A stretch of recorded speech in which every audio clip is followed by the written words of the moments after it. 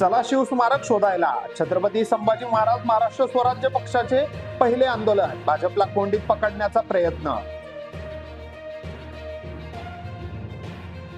तरुणीचे car चालकाकडून अपहरण करून विनयभंग, आरोपीला केली पोलिसांनी अटक.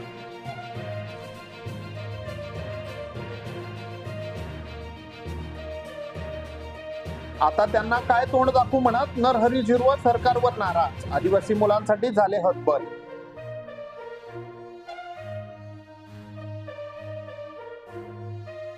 दोन तरुणांची सायबर चोरट्यांकडून फसवणूक, ऑनलाईन 57 लाखांचा बसला फटका.